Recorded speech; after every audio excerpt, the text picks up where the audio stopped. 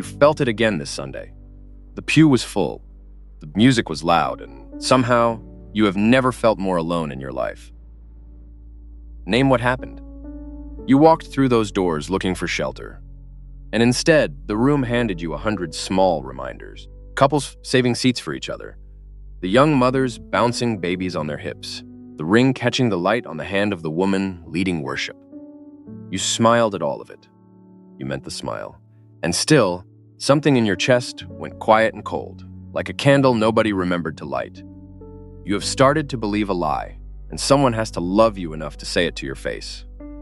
The lie is that your singleness is a flaw the whole congregation can see, an invisible scar, a waiting room you got stuck in while everyone else moved on to the real life, the real blessing, the real calling.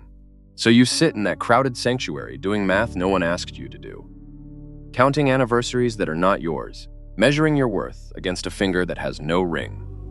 Stop for a moment. Look at what this is costing you. It is teaching you to shrink, to slip in late and leave before the fellowship starts, so no one corners you with the question, to dread the wedding temptations and the baby showers inside the one place that was supposed to feel like home. You have started treating the house of God like a party you were invited to by accident. And the heaviest part is this. Somewhere along the way, you began to believe that God himself keeps a list, and that the married women simply stand closer to the front of it than you do. That is not the heart of your Father. That has never once been the heart of your Father. Hear this slowly. Your place in the kingdom was never decided by whether a man chose to stand beside you. It was decided at the cross, long before you ever walked through any sanctuary door.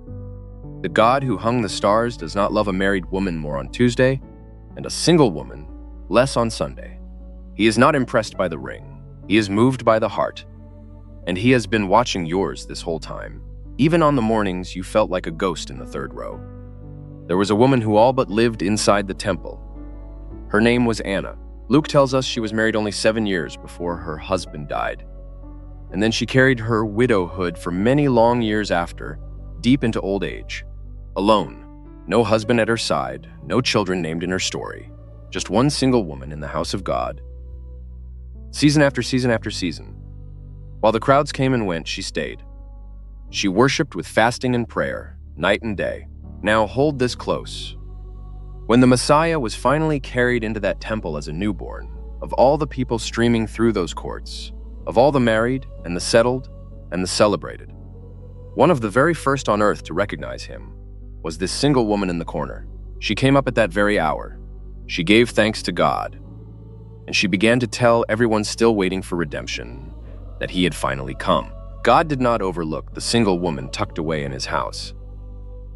He positioned her, he kept her there on purpose, undistracted, undivided, watching the door, so that when heaven walked in, her eyes would be among the first ones already open. What the world looks at and calls a waiting room, heaven looked at and called a holy assignment. Paul understood the same thing. He wrote that the unmarried woman is free to give her heart to the things of the Lord, without it being split in two. He did not say it to shame her, he said it as a gift. There is a closeness with God available to you in this exact season that many will spend their whole married lives wishing they had tasted. You are not behind, you are near. So let the lie drop to the floor and leave it there. You are not a guest in your Father's house. You are a daughter. You do not sit at some children's table while the married women dine with the king. You have a seat with your own name carved into the wood, and it was carved before the world began. The woman God is shaping you into does not flinch when the wedding season rolls around again. She rejoices because her joy was never borrowed from her relationship status.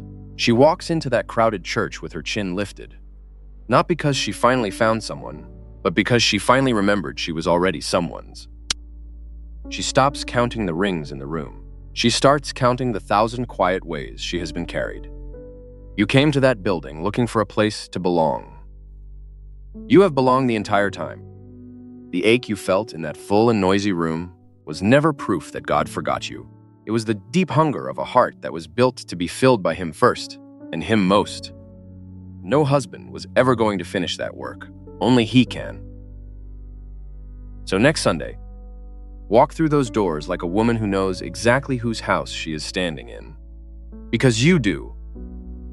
Tell me in the comments tonight, which line in this letter was the one you needed to hear? And if you know a sister sitting alone in her own crowded room, send this to her so she finally knows that she was seen too.